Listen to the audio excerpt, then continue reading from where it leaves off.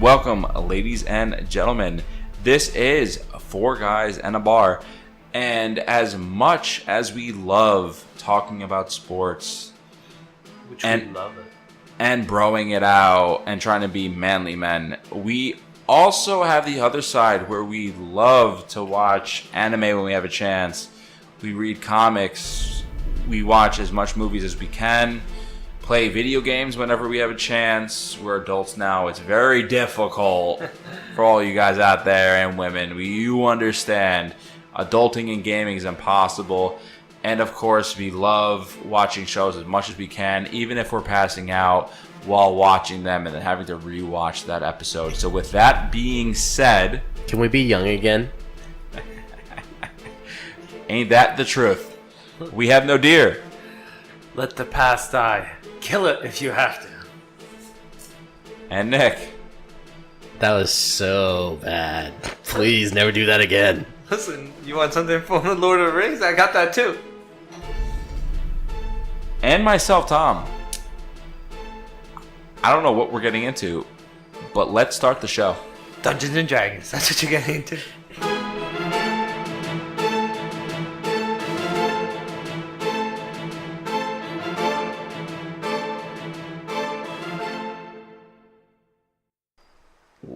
Ladies and gentlemen, if you liked our last episode regarding our Venom review and some talks of just overall comics and some of the Comic-Con talk that these two were at, we wanted to do another episode on that. We just felt like there might not have been enough material to really get into that.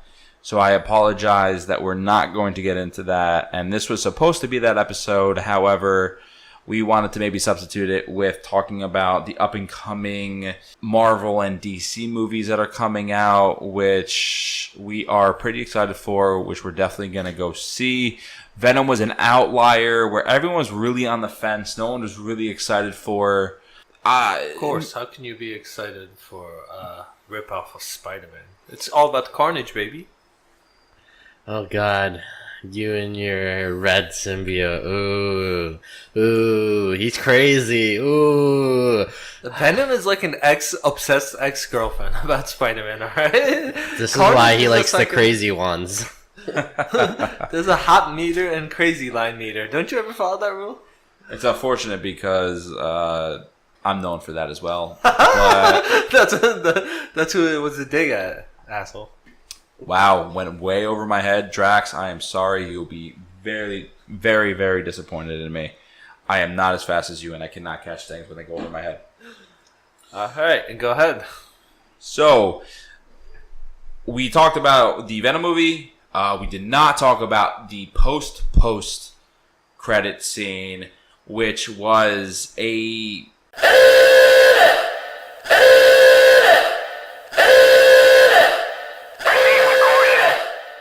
Spoiler alert, ladies and gentlemen, was definitely a scene for the next movie coming up. It was a huge spoiler alert. Enough with these spoiler alerts.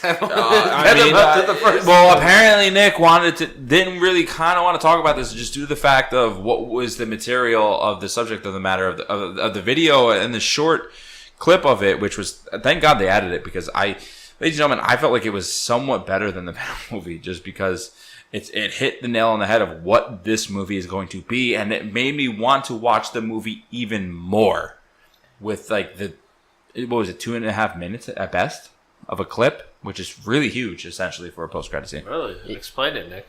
Yeah, it was Into the Spider-Verse, of course, guys. And it was a scene with Miles Morales, and it was just a funny scene that you maybe would have seen in like a origins story of Spider-Man, but of course it's Into the Spider-Verse, so there's another Spider-Man there. So, spoiler alert, of course. And funny shenanigans happen, and it's just, it's something that we saw maybe in the first Spider-Man with Tobey, Spoiler alert. Yeah.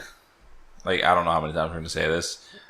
And, it's just, it was pretty funny because, it's something that we missed in this movie of maybe that jovial kind of Spider-Man that we've had, and kind of made the end of the movie even better, like Tom said. Shwip, shwip. So with that being said, he really didn't get into the nitty-gritty of it. Don't need to add this. Obviously, you know what's coming up. Essentially, it's the post-credit scene, which really got me hyped, was the fact that Miles was running away from a villain. I'm really not too sure who he was. Nick, who do you think that villain was? At this point, I don't know what iteration they're using in Into the Spider-Verse. I haven't read too much into it. Just take a guess. No one's gonna It's not. We're not gonna hold you. No one's gonna hold you to it. If it's like the Spider Islands with the Spider-Verse thing, maybe it's somebody like a Madam Web kind of person who's trying to fix their timelines to make sure nothing goes wrong.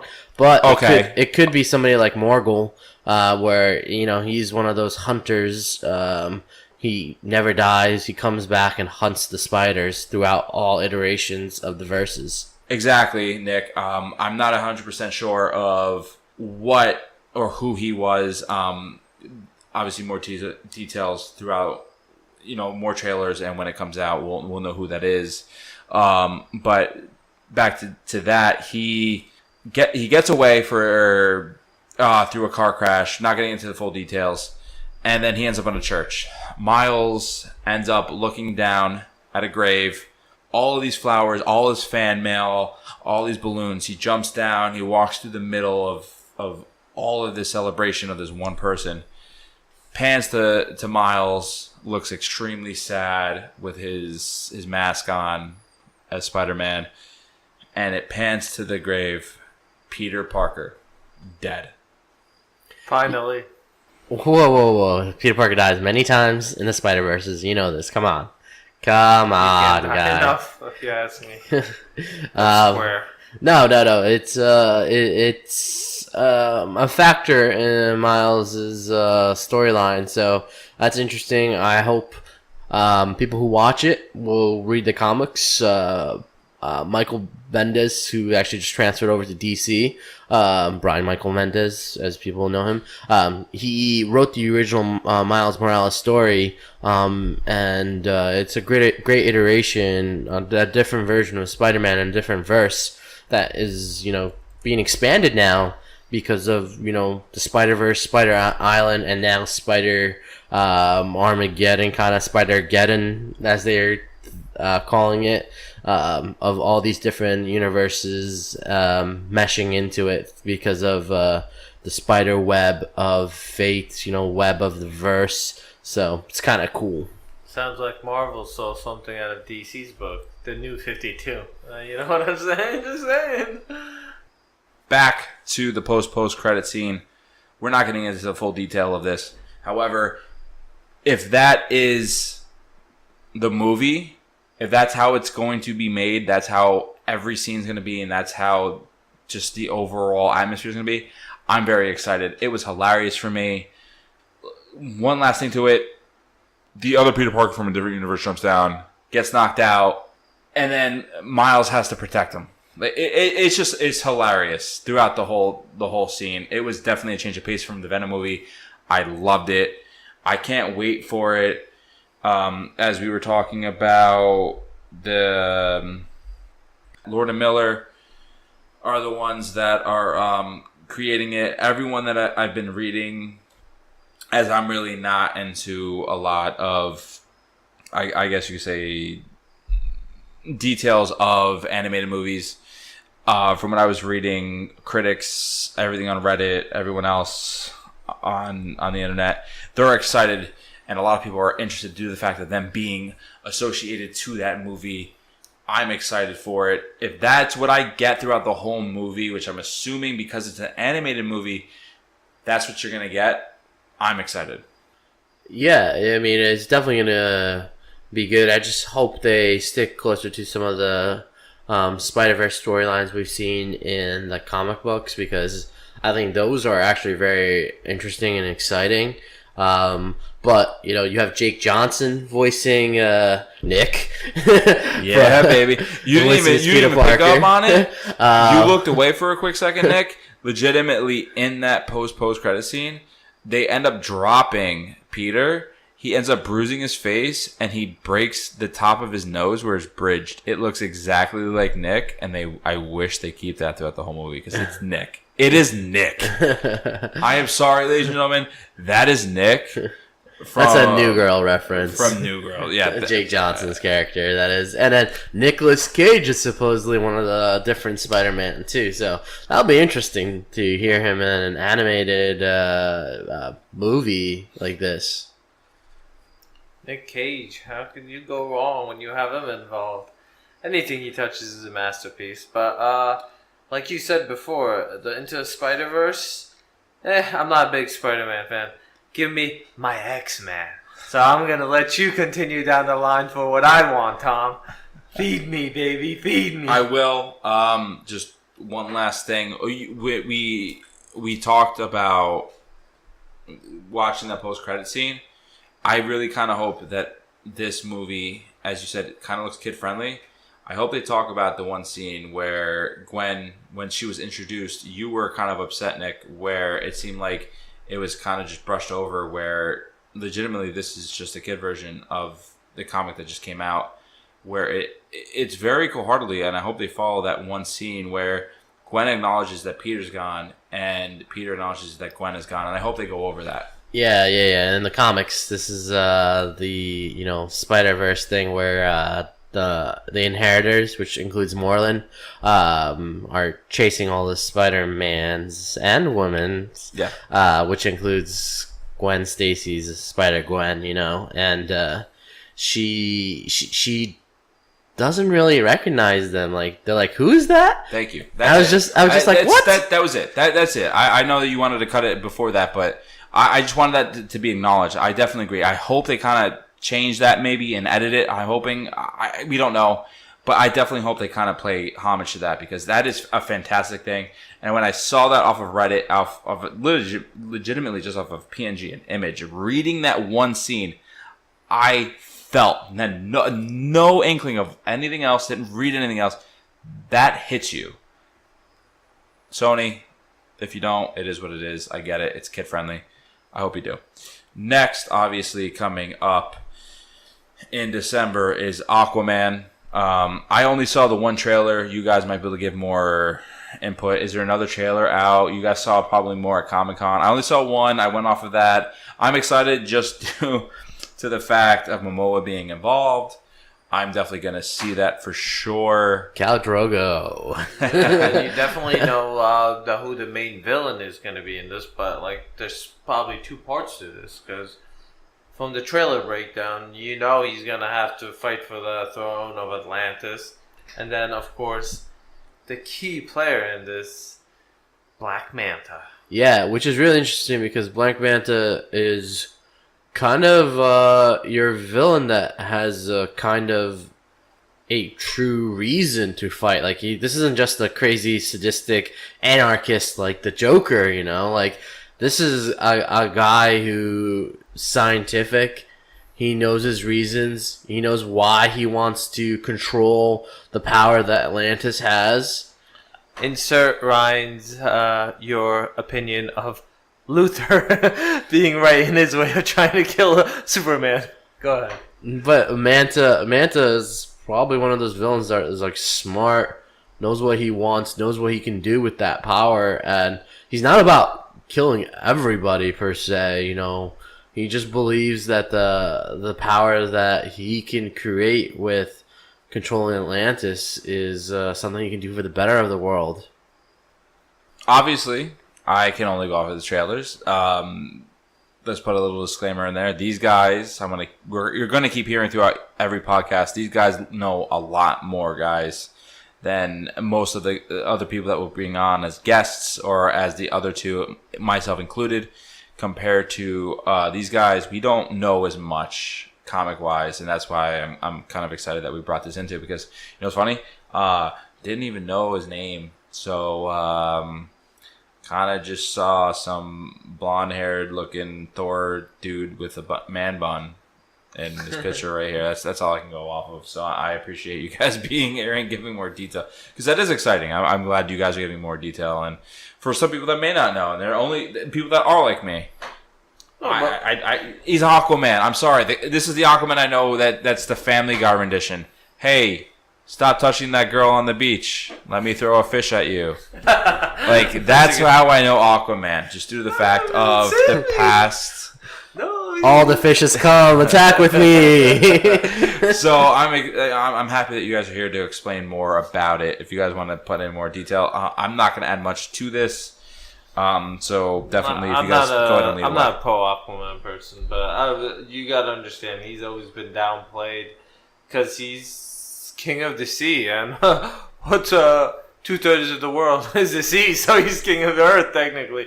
And Atlantis has always been technologically more advanced than the rest of the earth, so I've always been interested in that history part of it, because they tend to stand back and let everyone do what they do on land, but at any point they could have always conquered, at least destroyed any of the major cities if there were ever a conflict with the surface world. Yeah, in Justice League, and you saw that where how the Amazonians, the regular Earth, fighters, and the Atlanteans came together to fight off of Doomsday's and Steppenwolf's army that came to Earth before. Spoiler alert, of course. I think everyone's seen Justice League by now, and if you haven't, you're not a true DC fan. May you burn in Marvel hell. Wait, Marvel Hell, where you can come back as a Skull Rider?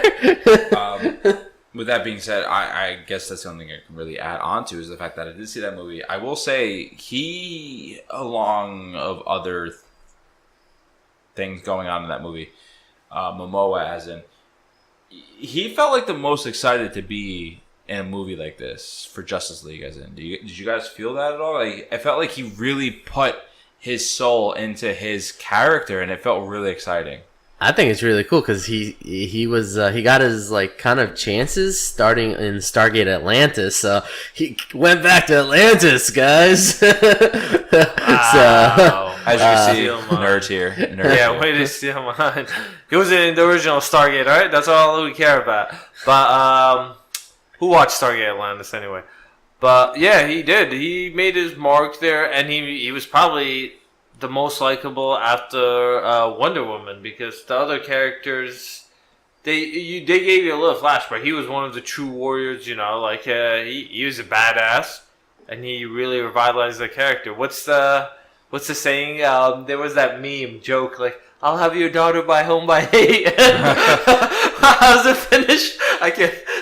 No, actually, with that being said, when he sat on her Lasso of Truth. Thank you. I got you. Don't worry. That actually that broke his character, and I felt like that a lot of people that's what turned the tone of dude, this guy's actually really a sweetheart. He's not such a badass as everyone was saying. And when he realized it and just called everybody out saying, "Let's not ever talk about this again," it was great.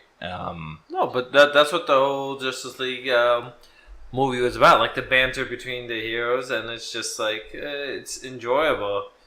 And obviously, that the mainstays of DC are Wonder Woman and Batman and Superman, but he went with it, and now I'm glad they're getting their own choice, because they gotta expand the universe.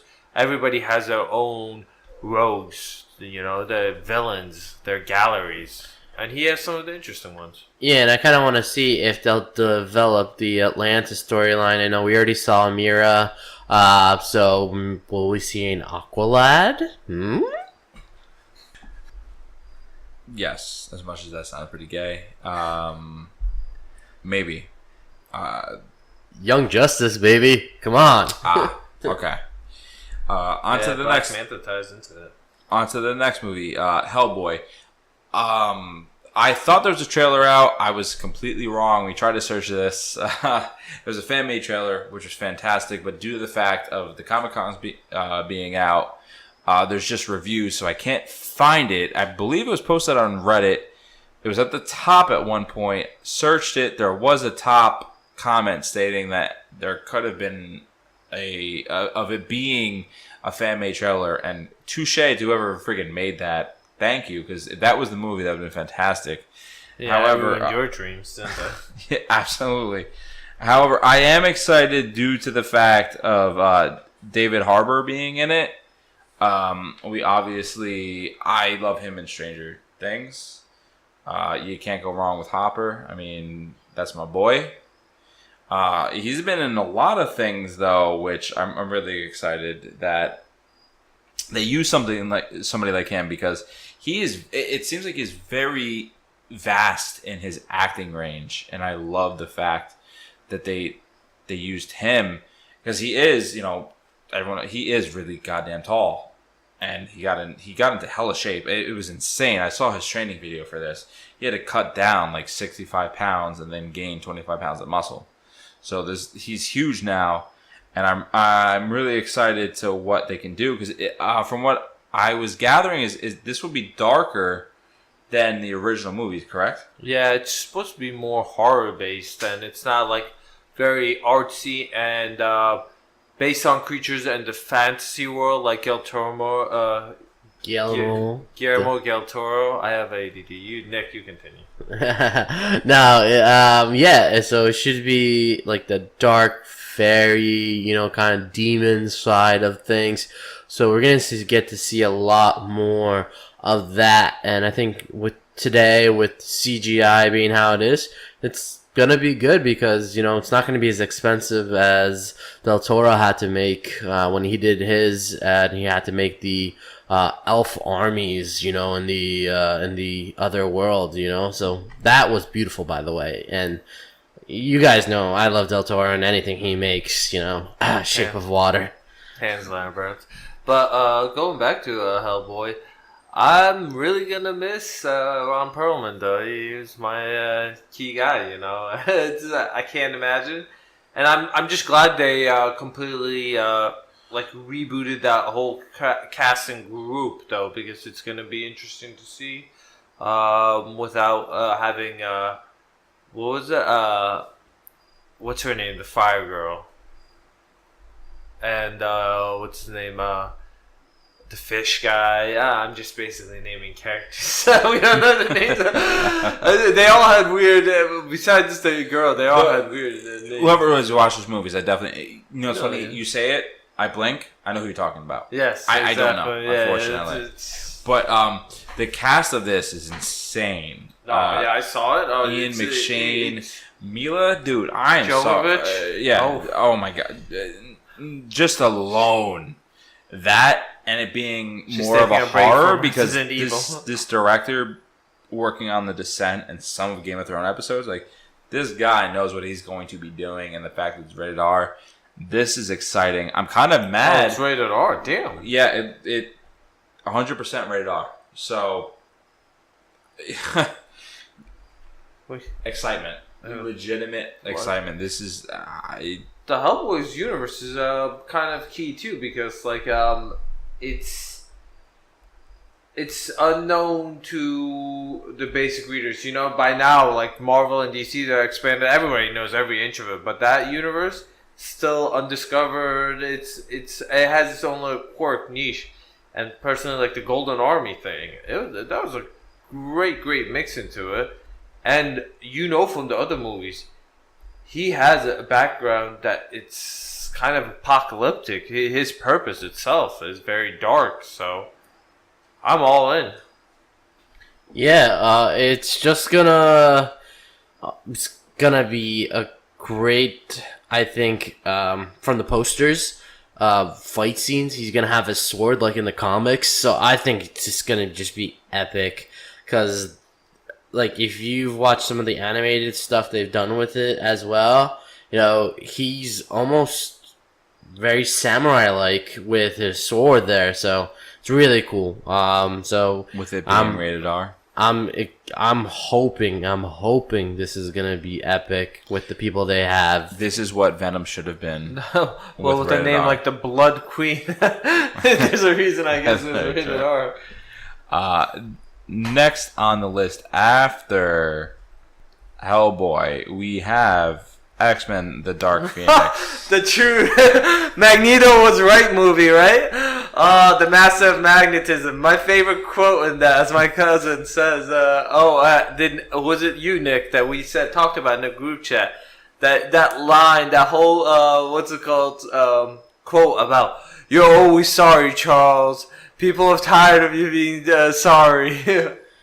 Yeah, there's just a great trailer, parts of it that they showed, and of course the great Sophie Turner, taking the main role here this time in Dark Phoenix, and the Phoenix storyline overall in the comic books is pretty epic. I'm hoping we get to see a little bit of the Hellfire Club or parts of it like in the comics, but that will be something to look out for, since this is a diverted storyline thanks to what they've done in Apocalypse and Days of the Future Past and so forth. So this will be interesting. It's definitely, to me, you guys know more about the comics, obviously. It might be obviously a little different than that, but from what I saw in the trailer, this kind of seems like a fuck you Charles movie, because I don't know how many times he says I'm sorry and it's my fault in one trailer. It's really insane, and as much as I am a Charles fan, which I'm technically really not, but if it's between the two, I am more of a Charles fan than I am a Magneto fan, unfortunately, just due to this fucker to the left of me. Fuck you, bro. You don't know who in their right mind keeps apologizing to one race when they're trying to completely kill them and genocide is happening on the earth. I'm sorry. Charles Xavier is a better person than I am, but Magneto is doing the right thing. This is just due to my hatred of you that I like Charles more. I'm sorry. It is what it is. I guess you should start hating women, because I love them too. I love this movie because we have two strong leads, because Jennifer Lawrence there now as Mystique. Come on. She had a great epic line in the new trailer that came out where she was like, why are they called the X-Men? They should be called the X-Women. It seems like the women around here are saving all the men. I was like, oh, you go, Jennifer Lawrence, and your feminism. I'm sorry, but there's only one guy that's going to outshine all of them, which is James McAvoy. I'm sorry. He is a... Michael Fassbender? Are you out of your mind? You know what, though? But I love this about this whole cast. The X-Men First Class. It's just... It brought you in more back into friendship between Charles and Magneto and that whole thing. But like you said in the trailer, it's like an homage to people are realizing that Charles Xavier fucks up a lot with these kids. Which is necessary, because there are checks and balances regarding them as a whole, even in the comics and the series for X-Men, which I was really deep into because of my brothers. Well, the X-Men is the best. He screwed up a lot. Yeah, due to how smart he was, just because of the things he thought he had to keep from people, and the things that he felt like he didn't have to tell people, and the risk he took himself, just due to himself, he thought he had to keep to himself. It's like, dude, why? We get who you are. We get you're Charles Xavier. We get that you're in charge of the school. We get that you can read everything. But why are you keeping? Because he's shielding them from their responsibilities, from the burdens of... He just wants them to grow up normal, feel some kind of normality. And how does that work out in this movie? Well, they're X-Men. That's why Magneto wants them to grow up being child soldiers. Fight, my children, fight! Well, it's just... It's really sad, because Charles tries to do the right thing, and it's just, it's just the plot line that everything's... they're going to get thrown curveballs. They're going to get... boulders thrown at them, they're gonna get metallic, spikes thrown at them. Goddamn Magneto. And it's just, let's see Iron Man pop just up things are attracted to Charles because Charles is doing the right thing, and when you're trying to do the right thing, it's just people who are trying to do the wrong thing get in your way. They don't want you to do the right thing because they don't want other people to follow your lead. And that's how I feel like it seems like with Charles when he tries to do the right thing and he's trying to get, this following. People are like, no, we can't have that happening. And then, the mutant race will be good and everyone will be equal. Then no, we can't have that. It's like racist, But these are, mutant racist, where they're like, no, we can't have mutants looking good. No, we have to have them look bad, We gotta make sure that we're the superior, race, whether that be Magneto on one side or it's the actual humans who are trying to divide mankind, I guess. But Days of Futures Past sort of addressed that with what Jennifer Lawrence did as Mystique in what's called not killing Peter Dinklage in his role. I forgot the name, who he was. Trask. Trask, yeah, Oliver Trask. But with the Sentinels and everything, and that should have built a more of an understanding of Bridge where they were more lenient towards him. But obviously after what happened in the X-Men Apocalypse, where the whole world was taking control, and he got into everyone's head and all the nuclear bombs were sent out. I feel like, shit, these motherfuckers gotta go too. I'm not gonna lie. Well, this is, don't forget also, this is a time jump. This is supposed to be 10 years after what happened in Apocalypse. So this is in 92, I believe, that they're placing the storyline in. So this is after X-Men have established themselves a bit. And in the trailers, they have fans saying, let's go X-Men, X-Men forever, and so forth, after they come back doing this mission. That said, about this movie, I'm a big Magneto fan and the Fassbender whole thing. It does not look good. I'm not gonna lie to you. The certain roles scare me, but I'm hoping that the bevy of characters carry it instead of like the leading roles. I believe in Sophie Turner. I definitely agree with what certain people are saying, where it just seems like you see it across all of entertainment. Those Game of Thrones guys are just getting carried due to the fact of them being in Game of Thrones and they were casted perfectly, or not even casted perfectly, because some of them were horrible in the beginning. I mean, she was horrible in the goddamn beginning. You watch first season, you'll cringe with the original with the Stark family. Obviously, they weren't. We had this discussion between all of us in group chat, and I think we could, between all of them, we can think of any actors that really had a great role besides Oberyn. I think Oberyn is one of the better. Ned too.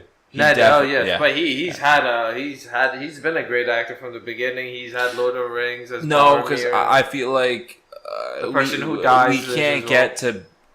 I feel like we can't get to character just due to the fact of once they got into the groove by season 3, I feel like each character and each person that they ended up casting felt really kind of perfect in the groove of the way they were going, because I agree with you, Oberyn was definitely the best out of all of them.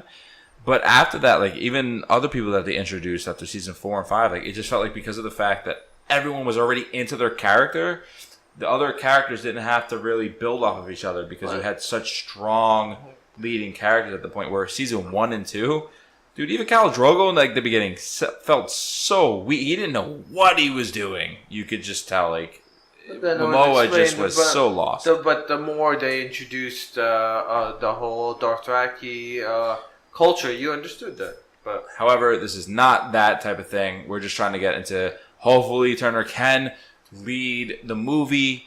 It's obviously her character. I personally agree. I hope the rest of the supporting cast will help with this, because the moral of that, of us kind of just veering off to this, is that she's not, to me, really that great of an actress as of yet. I didn't like her as that character in the last movie, so I'm glad you guys got your Game of Thrones fix. Don't worry, more's coming, and we're gonna give it straight into that bloodstream. All right, go ahead. Winter's almost here, guys. Winter's almost here. This guy and his shirt. I want that shirt so badly. Was it signed? No, sadly. Looks like he's gonna have a long winter himself. Tom's not gonna allow him to watch the show here. You can hold on to that shirt. But she wasn't feeling well. She came late, so she had to leave. because she was running late already. Was so. it feel like too much weed, too much coke, whatever may be the case? Well, no, it was her and Maisie smoking weed and taking a bath together. I was just like, God damn, Nick, Yeah. what are you, a publicist defending her reputation? well, no, I was surprised she even revealed that to us during that interview. We're like, whoa, she looked over at our publicist, and I was like, I don't think she wanted you to say anything about that. Did she meet eyes with you then too? Was she even there? She did look, but she didn't smirk was this time. Mace there? Maisie was not there this time. She's not in there. Though. Yeah. Okay. So, sorry for that, ladies and gentlemen. Back to our topic. As much as that's exciting. Oh, I also want to give a shout out to Titans that it's premiering this Friday, the 12th. That is going to be episode by episode every week for 12 weeks. They're kind of trying to drag it along because they have Titans going and then Young Justice, which is going to break apart into two halves of a season. Doom Patrol in between, and then Young Justice again with Swamp Things afterwards. And then going with like Harley Quinn animated and a couple more, Stargirl as well. So it's going to be a year-long thing for DC's web service kind of for streaming. They include comic books. I'm really interested in it. I'm hoping, everything will be great because I've actually been behind on my DC comics. So this is going to be a great way for me to come back into it because I've been really into the Spider-Man, Hulk universe right now, so I'm really excited to get back into it soon. So with that, before we get into the next one, you saw some trailers. You said some previews of the show of Titans. Yeah. It was great. I mean, of course, I got to see the cast go on the Sci-Fi Wire Live at Comic-Con, and of course. Richards, who's Thad from Blue Mountain States, he plays Dove, a character, a superhero in the DC universe. He's hilarious in real life and in the show, I hear. So, oh man, you guys, it's just Castle's the truth. That's what no. Literally, I told you guys, like his line, literally at live to people was. To like the questions, like what was the best part of the show? And Minka Kelly goes, well, and then he answers, your character doing me, and I was just like, oh, that's just such a Thad answer right there. He makes me so proud. I'm definitely yes, I'm a Marvel head. I'd love to bash on you guys regarding DC, but at the end of the day, as much as everyone likes to think. I don't want to give DC a chance. I just don't believe in Warner Brothers. So that's kind of where my hate kind of derives from. It has nothing to do with DC. It doesn't. I just know how the studio gets involved and just kind of diminishes those directors and the writers and just the creative minds there. So don't forget, they switched over. Even after Justice League, they switched over. So this is a new overall development head, overall service. Everybody that's in it has changed around. Either roles where, Jeff Johns might have been the head of DCU. Now he's doing his own thing where he's going to be doing the Green Lantern storyline, which is actually, he written the comics is really good. I mean, that's perfect for him. I never understood why he took the overall positioning, but, they want a comic writer to lead them, hopefully. And it's not a bad idea in general because obviously Marvel takes chances on comic book writers and people that love the material. And if you're not a comic book fan, why are you directing movies? And that's just a general question. It has nothing to do with this or anything. If you don't understand the source material and you don't love the source material, why are you directing a movie that's based on something that comic book fans and diehard fans will legitimately judge you on? And I agree with you. So hopefully, listen, we're gonna get into it. It's one of the later movies. I believe it's the next movie it's the next movie we're gonna get into after watching that trailer on the big screen compared to me just watching it and kind of calling DC's bullshit because of my biasism coming out. But before that, after Nick told that story about Minka Kelly and doing you. My head straight went to what the great Thad Castle would say. Your awesome boobs disgust me. I'm sorry, Nick. I had to get that out. It's been stuck in my head.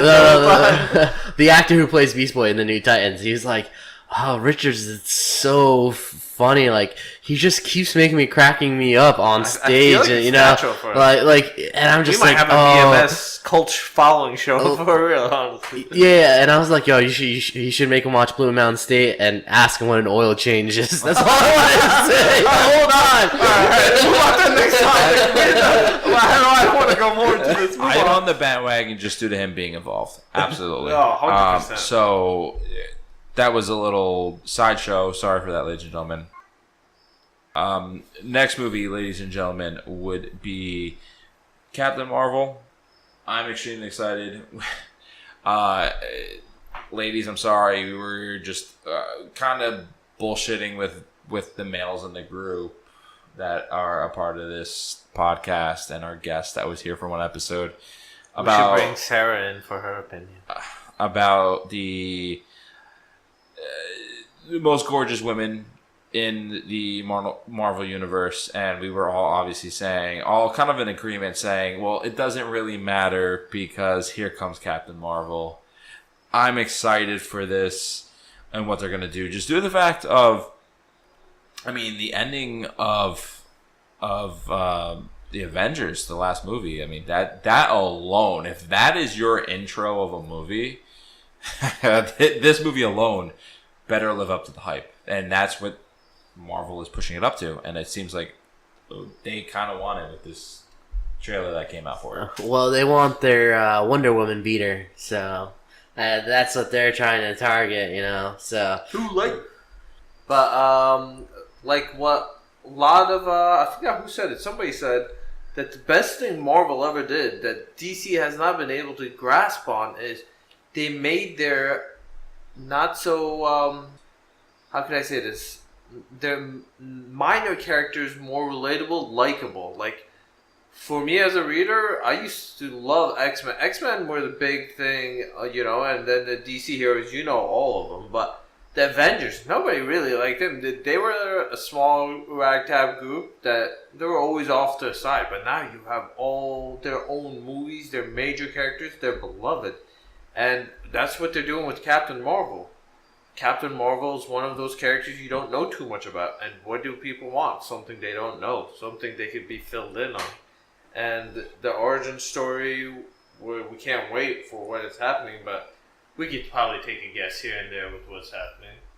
Yeah, so we're just going to see a little bit about technology that, you know, maybe explains a lot of what can happen in the Marvel universe that they haven't introduced yet. You know, the Kree technology, you know, space travel, and the certain people who have powers that can travel through a certain portal. Let's just say that, you know. So it's based off of the series. Obviously, it's the Kree Skrull War. So you're going to be getting some of the Skrull, which are characters setting up for the future for Marvel, which is great.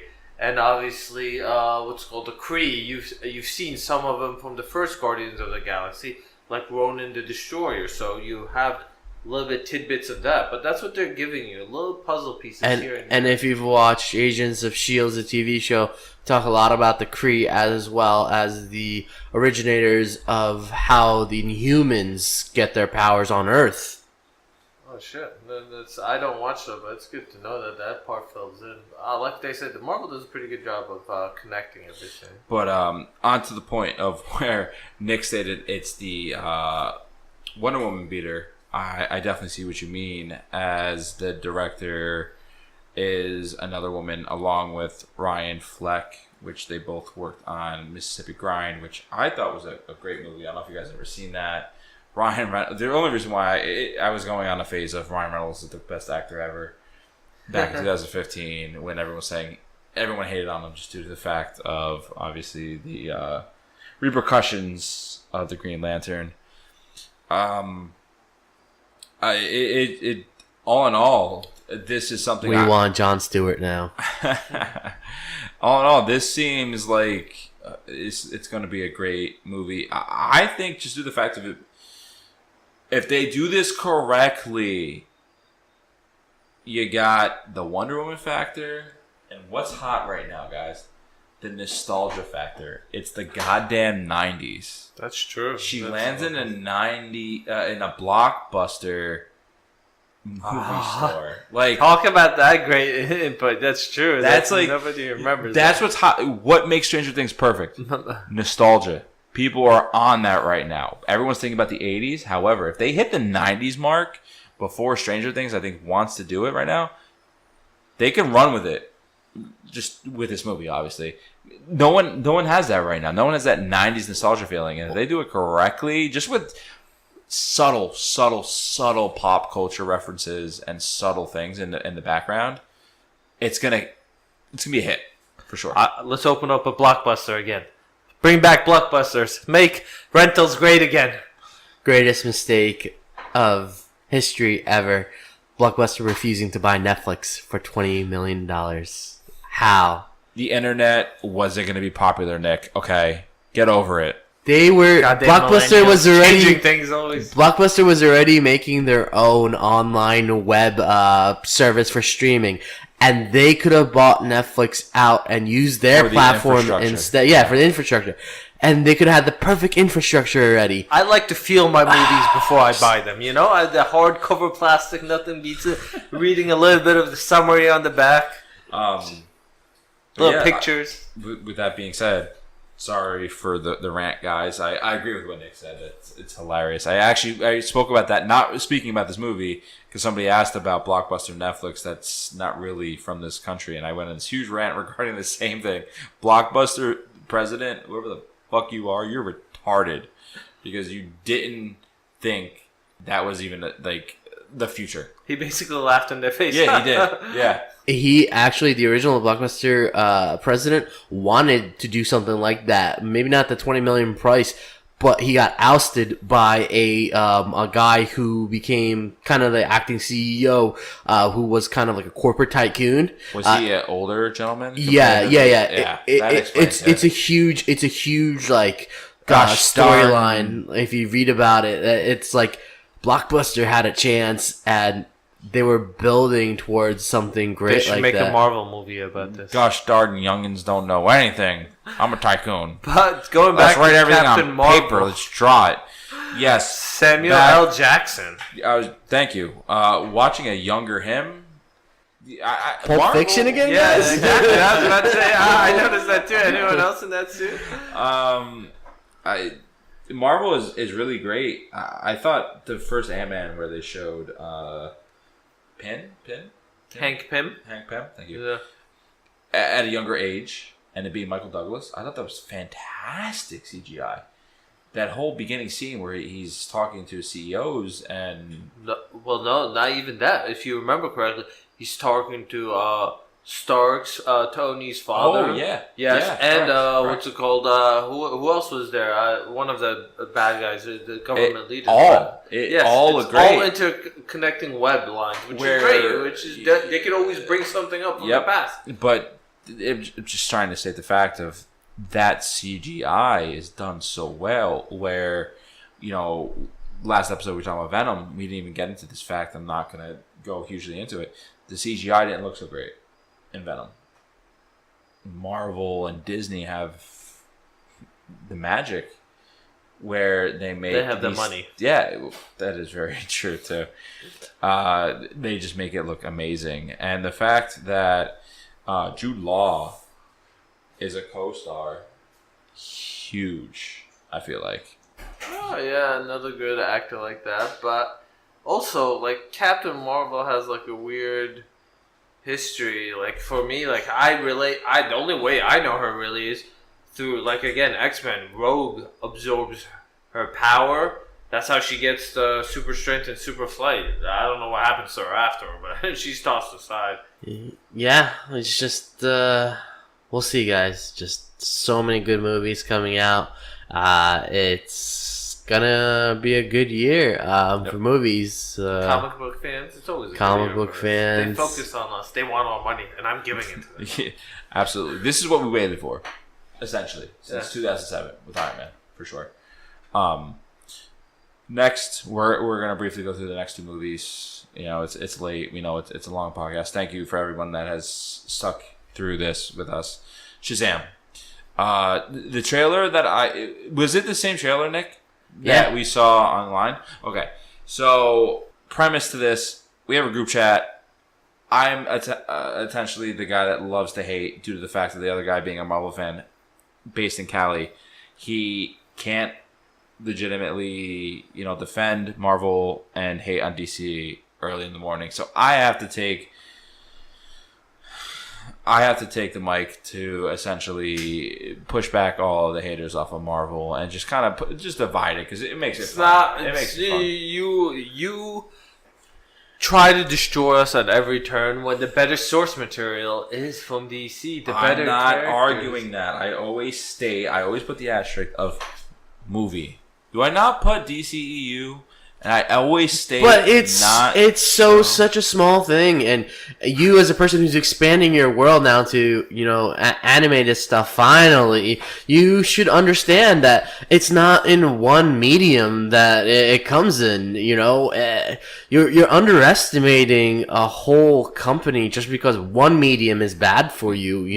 Did I agree with you recently saying that those were pity reviews of Venom, and you were like shocked and almost had a heart attack? I was. That is true. Okay. So with that being said, ladies and gentlemen, I hated this trailer when it first came out. Watching it online at work in the middle of something, but watching it on the big screen while waiting for Venom, I thought it was amazing. I called his actor out saying I didn't think he was going to do great. I just wanted to kind of throw fire to the fuel of DC versus Marvel. So it's just something that I wanted to do, but being more open-minded due to the fact of me trying to expand my horizons regarding me just being a bigoted asshole regarding this type of media, it looked amazing, for sure. If you underestimate Chuck Bartaski, you'll find out what the Intersect could do. Whoa. Yeah, you're just going to steal that from me? I got there first. Go ahead, continue. I definitely feel like he's definitely the Kransky as well, because I'm waiting for him to get into Marvel and DC or whatever he may decide. Who? Jim Halper. Okay. From The Office. Yeah. You guys well know him as Jack Ryan. Jack Ryan. No. I was just confused for his. I'm just saying because he's kind of like in the same. He was in the same limbo where he was really famous for a sitcom. Kransky was known for a sitcom. Hopefully, Krasinski. Krasinski. That's why I was confused. Names today. When I don't know him, I just like that character. Yeah. And you think of him. I thought you were talking about Cranston for a second, and you were just. With that being said, I definitely feel like this guy is just as Krasinski, known for a sitcom, gonna do huge things. I don't know if he directs. I don't know about no. It just seems like he's making his comeback here because I haven't seen him in anything recently. We're talking about Zachary Levi, gentlemen, by the way. Anybody who doesn't know, but has he been in anything since this or since Chuck? Like that's that big? Nick? No, nothing that's been big. He's primarily been doing a lot of stuff like Nerd HQ and stuff like that. So like he's been doing low key stuff, but stuff that has a cult following, and people have a cult following for his show, and. It definitely didn't end the way I heard it shouldn't have ended. But that's the majority of shows like that. But he jumped ship. Don't forget he was in Thor. He plays one of the minor guys that are like the god friends of Thor.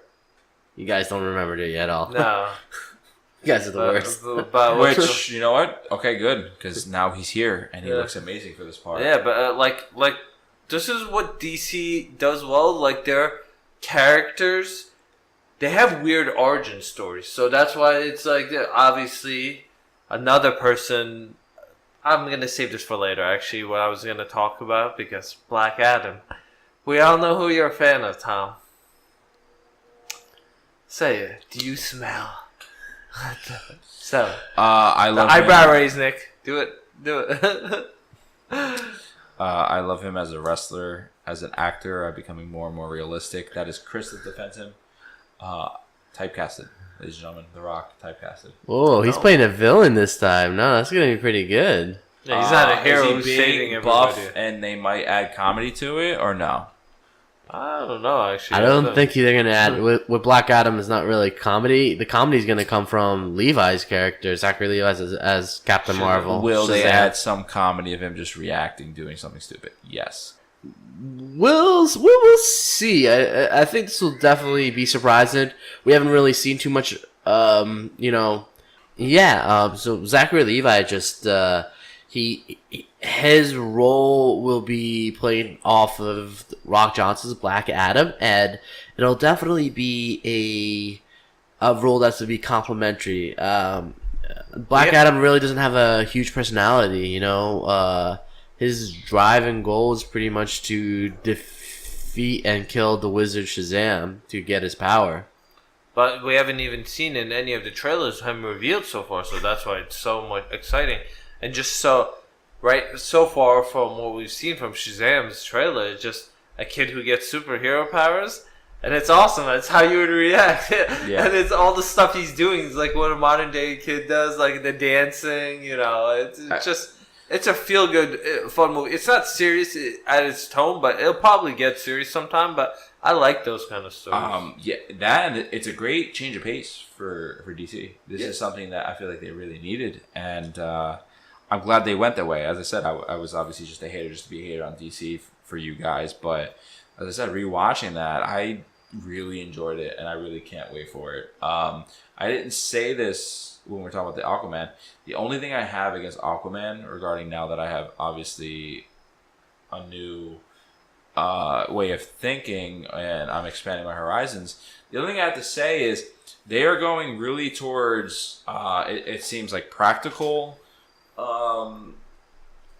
ways of directing for this, and the way they're doing the camera, where they unfortunately, just due to the fact of Aquaman being down in the ocean, the CGI doesn't look that good. It looks like a video game.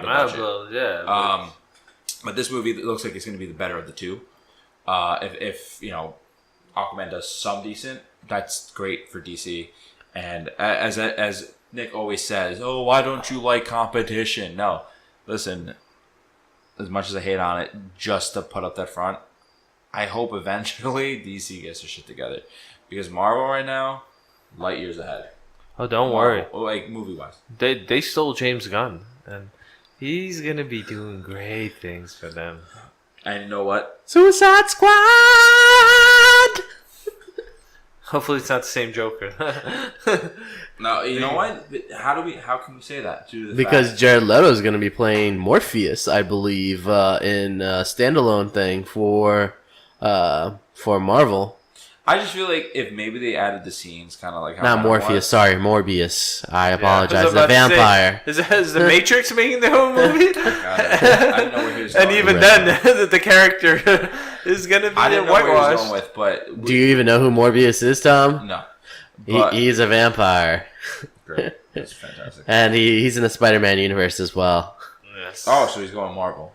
Yeah, we just said Marvel. that. Then he'll definitely Think of him as the Edward Cullen of Marvel. So yeah, you knew that, huh? It's more of an indication on you knowing what that meant. So I got him, guys. It's Twilight loving freak. Essentially, it's gonna be better just due to the fact of it being Marvel. Thanks. But no, with that being said, the Suicide Squad movie. Ibrahim brothers, gang up. When the twin powers activate. This is very rare, ladies and gentlemen, that they're doing this. It's a DC thing. I kind of don't like it, but if they added those scenes that Jared Leto wanted, just like how Tom Hardy wanted in Venom, would he been a bad of a Joker as we saw? the whole movie plot was terrible, so it's kind of that's exactly what we talked about. We said the plot was bad. The characters weren't actually that bad themselves. I actually felt like they wanted to go towards it like Guardians of the Galaxy way.